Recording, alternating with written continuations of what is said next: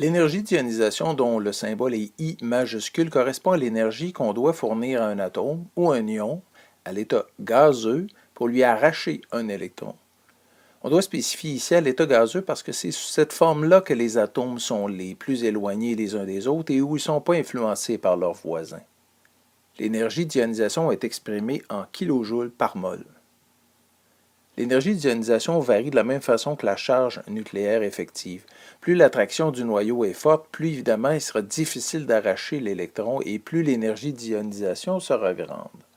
En gros, dans le tableau périodique, l'énergie d'ionisation augmente de gauche à droite dans une rangée et du bas vers le haut dans une colonne, avec quelques exceptions. Et si on cherche à arracher plus d'un électron à un atome, il faudra procéder à plusieurs ionisations successives qu'on va identifier par I1, I2, I3, I4 et ainsi de suite, et non arracher tous les électrons en même temps, car chaque électron a sa propre énergie d'ionisation. Dans tous les cas, cette énergie d'ionisation va en augmentant au fur et à mesure que l'on arrache des électrons, car on a toujours le même nombre de protons dans le noyau, mais de moins en moins d'électrons.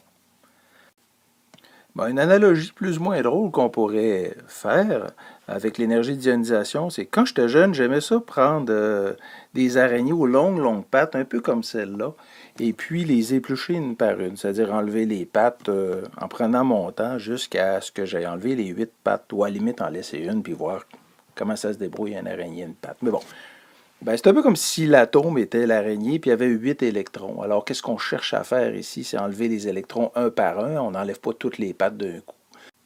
Alors, évidemment, si je me mets à la place de l'araignée, probablement que perdre une patte ne serait pas drôle, mais en perdre une deuxième, je m'y opposerais un petit peu plus. Une troisième, je serais encore plus fâché, et plus ça avance, plus j'y retiendrai mes pattes. Alors, l'atome fait un peu comme ça avec ses électrons. Plus on y en enlève, moins il a envie d'en donner parce qu'il reste globalement une charge positive vu qu'on enlève des électrons. Pour en revenir à notre atome, moins d'électrons signifie moins d'effet d'écran, ce qui augmente la charge nucléaire effective et par conséquent l'énergie d'ionisation.